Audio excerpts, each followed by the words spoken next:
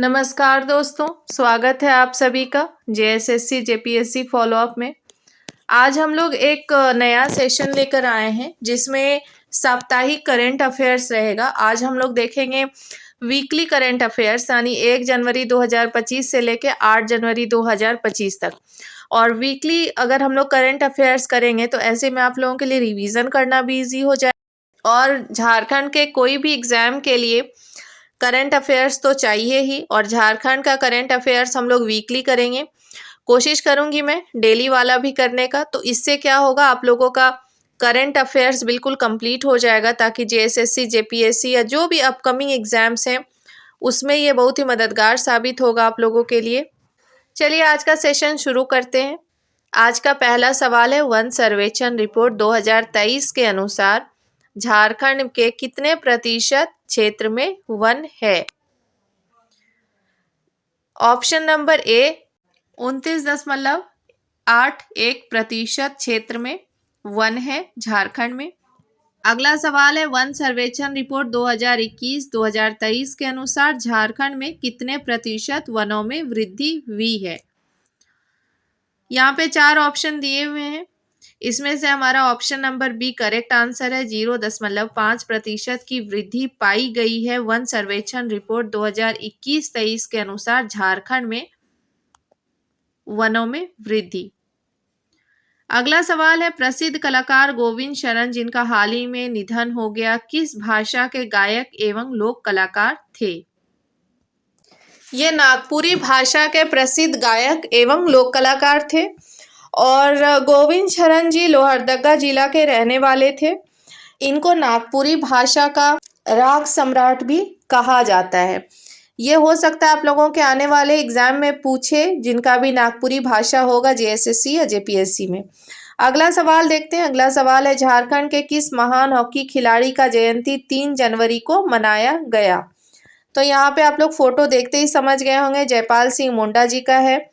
और इनका जन्म दिवस, इनका जो जयंती है वो मनाया गया 3 जनवरी को। इन्होंने पहली बार भारत को एम्स्टर्डम में जब ओलंपिक हुआ था तो इन्होंने भारत को गोल्ड मेडल दिलाया था।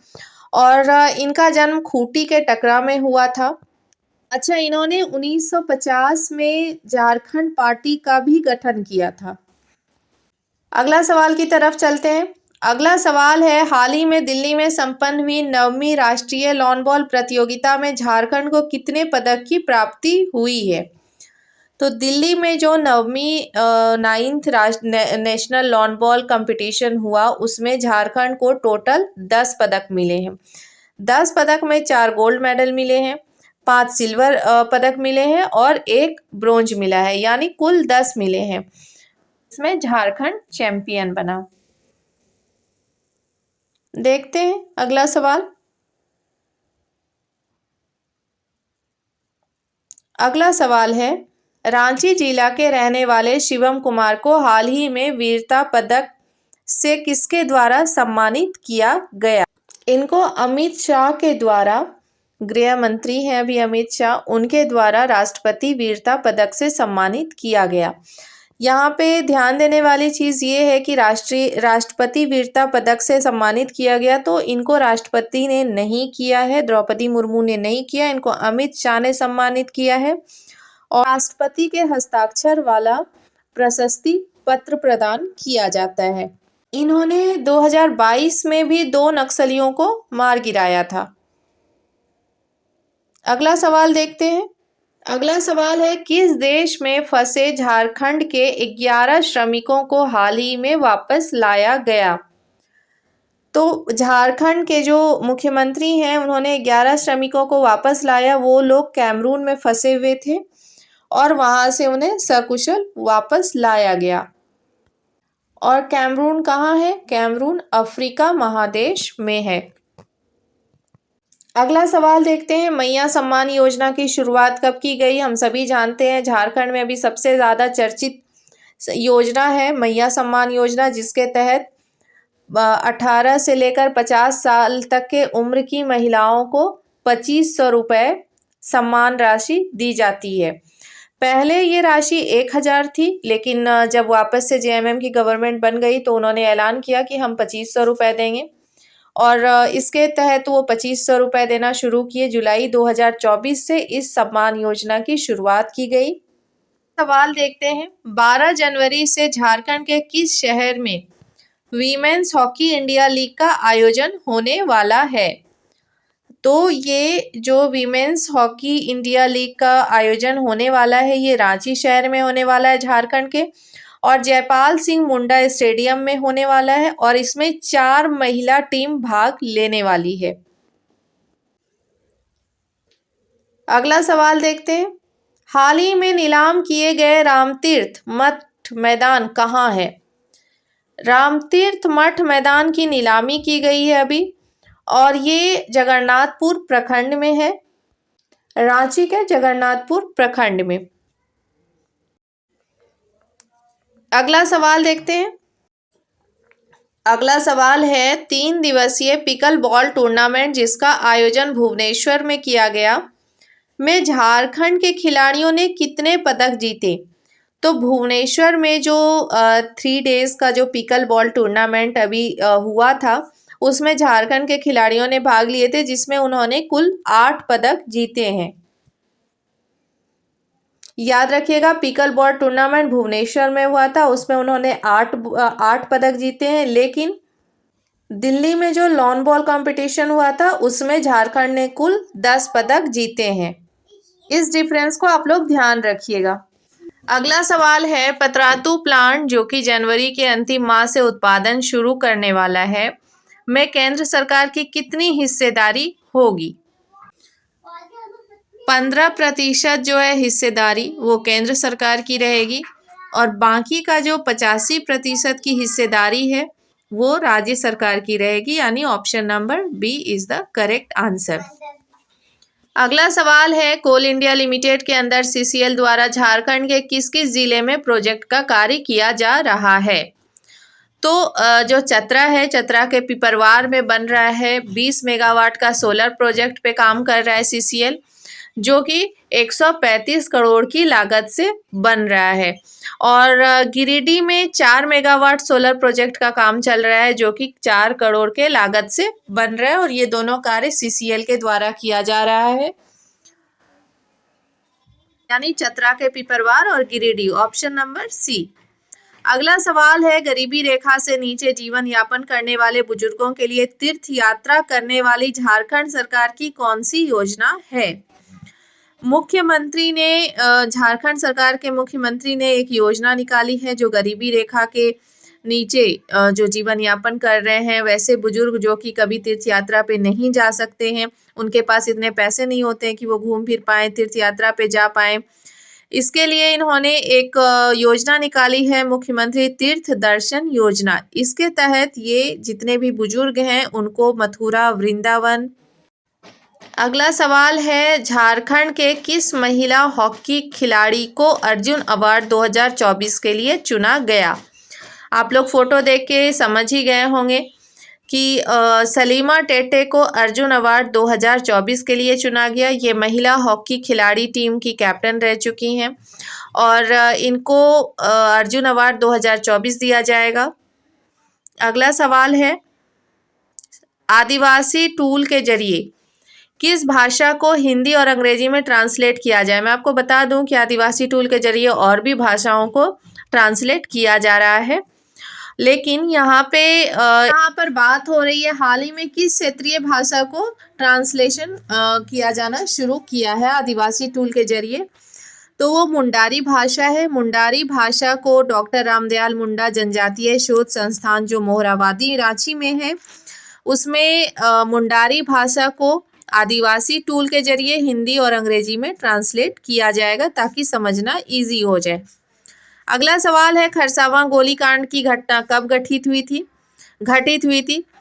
खरसावां गोलीकांड कह लें या खरसावां हत्याकांड कह लें, ये घटना हुई थी 1 जनवरी 1948 को। इन्हें श्रद्धांजलि दिया गया 1 जनवरी को, और ये आप लोग फोटो देख सकते हैं, ये यहाँ पे लगी हुई है जहाँ पे ये हत्याकांड हुआ था। 1 जनवरी 1948 को खरसावां गोलीकांड की घटना हुई थी। अगला सवाल देखते हैं हम लोग, श्री कृष्ण प्रणामी सेवा धाम मंदिर जिसे आमजन के दर्शन के लिए खोल दिया गया है, कहाँ स्थित है? तो अभी रांची में एक मंदिर का उद्घाटन किया जाना है। 5 जनवरी को इसका उद्घाटन हुआ और 5 जनवरी 2025 को, और ये मंदिर रांची के पुंदाग में है और ये मंदिर बेसिकली राधा कृष्ण की मंदिर है। अगला सवाल देखते हैं। अगला सवाल है, हाल ही में 3 जनवरी 2025 को मरांग गांव के जयपाल सिंह मुंडा की कौन सी जयंती मनाई गई? हमने पहले सवाल में देखा कि इनकी जो जयंती है वो हाल ही में कब मनाई गई, तो हाल ही में इनकी जयंती अभी 3 जनवरी 2025 को मनाई गई। अब अगला सवाल है ये कि इस सवाल में ये कहना है कि जयपाल सिंह मुंडा की कौन सी जयंती मनाई गई, तो इनकी 122वीं जयंती मनाई गई क्योंकि इनका जन्म हुआ था 3 जनवरी 1903 को खूंटी के टकरा गांव में, और इनकी अभी 122वीं जयंती हाल ही में 3 जनवरी को मनाई गई। अगला सवाल देखते हैं। अगला सवाल है, HMPV वायरस को लेकर जारी अलर्ट के बाद जांच प्रक्रिया कब से शुरू की जाएगी, खासकर झारखंड में? यहाँ पे क्योंकि झारखंड का करंट अफेयर्स है तो आप ध्यान में रखिएगा, अगर मैंने इसमें झारखंड का जिक्र नहीं किया है तो ये झारखंड से ही संबंधित सवाल है। तो इसके अलर्ट जारी के बाद इसकी जांच प्रक्रिया 9-10 जनवरी से शुरू कर दी जाएगी। इसमें अलर्ट रहने की थोड़ी ज़रूरत है। अलर्ट रहिए, सतर्क रहिए और स्वस्थ रहिए। अगला सवाल देखते हैं हम लोग।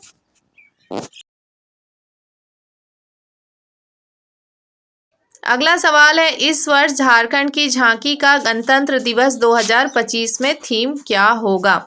जैसा कि हम सभी जानते हैं कि पिछले साल भी जो गणतंत्र दिवस की झांकी थी 2024 में, उसमें भी झारखंड की झांकी को दिखाया गया था, लेकिन इस बार झारखंड की झांकी में कुछ खास होने वाला है। इसमें झारखंड की झांकी में जो होगी गणतंत्र दिवस 2025 में, उसमें जो थीम है वो रतन टाटा पर आधारित रहेगी। हम सभी जानते हैं कि बीते वर्ष हमने रतन टाटा सर को खो दिया है, तो उनके ही याद में झारखंड से जो झांकी बनाई जाएगी गणतंत्र दिवस में, उसमें रतन टाटा का आधारित थीम रहेगा। अगला सवाल है, हाल ही में न्याय पथ के पथिक पुस्तक की एक प्रति राज्यपाल को सौंपी गई। इस पुस्तक के रचयिता कौन है? तो यहाँ पिक्चर में आप देख सकते हैं कि ये जो है डॉक्टर जस्टिस SN पाठक हैं और इन्होंने अपनी एक पुस्तक लॉन्च की, अपनी एक बुक लॉन्च की, न्याय पथ के पथिक, और इसकी एक प्रति इन्होंने राज्यपाल को सौंपी है। अगला सवाल है, हाल ही में Jharkhand state health service association JHASA का अध्यक्ष किसे नियुक्त किया गया? तो Jharkhand state health service association का अध्यक्ष डॉक्टर विमलेश कुमार सिंह को नियुक्त किया गया और ये निर्विरोध अध्यक्ष बने, और इस झासा का जो कोषाध्यक्ष है वो डॉक्टर स्टीफन खेस को बनाया गया, यानी ऑप्शन नंबर C। ऐसे अध्यक्ष पूछेंगे तो डॉक्टर विमलेश कुमार सिंह होगा। अगला सवाल है, रांची क्षेत्रीय प्रत्यक्ष कर सलाहकार समिति का अध्यक्ष किसे चुना गया? रांची क्षेत्रीय प्रत्यक्ष कर सलाहकार समिति का अध्यक्ष दीपक प्रकाश को बनाया गया। अच्छा, दीपक प्रकाश जो हैं वो राज्यसभा सांसद भी हैं। ये झारखंड से भारतीय जनता पार्टी के राज्यसभा सांसद हैं और इन्हें रांची क्षेत्रीय प्रत्यक्ष कर सलाहकार समिति का अध्यक्ष चुना गया है। अगला सवाल देखते हैं हम लोग। अगला सवाल है, वित्त वर्ष 2025-26 बजट के लिए जन सुझाव प्राप्त के लिए पोर्टल का नाम क्या रखा गया? क्योंकि जितनी बार भी बजट पेश किया जाता है उसके पहले एक पोर्टल बनाया जाता है, और 2025-26 के बजट के लिए जो जन सुझाव पोर्टल है उसका नाम रखा गया अबुआ बजट पोर्टल, और इसका जो शुभारंभ है वो किया गया है 5 जनवरी 2025 यानी रविवार वाले दिन, और वित्त मंत्री जो हैं वो श्री राधा कृष्ण किशोर हैं और इनके द्वारा इसे लॉन्च किया गया है, इस पोर्टल को बजट के लिए जन सुझाव प्राप्त करने के लिए। ये जो हमीन कर बजट है ऑप्शन नंबर A में, ये 2023-24 के लिए इस पोर्टल का नाम रखा गया था। और ऑप्शन नंबर सी जो आप देख रहे हैं हमर अपन बजट, ये 2022 के लिए जन सुझाव प्राप्त के लिए पोर्टल का नाम रखा गया था। और ठीक उसी प्रकार इस साल के बजट के लिए जो जन सुझाव प्राप्त करने का पोर्टल है उसका नाम रखा गया है अबुआ बजट पोर्टल। आज के लिए इतना ही। मुझे उम्मीद है आप लोगों को यह सेशन पसंद आया होगा। और आज हमने जितना भी करंट अफेयर्स देखा सारे ही इम्पोर्टेंट करंट अफेयर्स हैं। इसके अलावा भी बहुत सवाल हैं लेकिन ये सारे इम्पोर्टेंट हैं जो एग्ज़ाम में पूछे जाने वाले हैं। फिर मिलते हैं अगले सेशन में एक नए टॉपिक के साथ। उम्मीद करती हूँ आप लोगों को यह सेशन पसंद आया होगा। जाते जाते चैनल को सब्सक्राइब करना बिल्कुल भी ना भूलें और अपने फ्रेंड्स के साथ ज़रूर शेयर कर दें। Thank you everyone.